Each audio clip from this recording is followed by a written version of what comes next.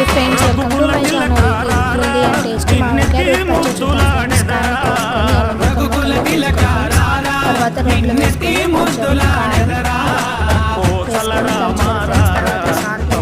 కారం బాగా మెత్తగా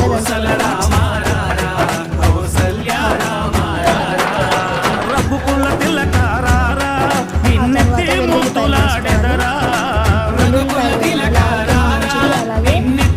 చాలా టేస్టీగా ఉంటుంది.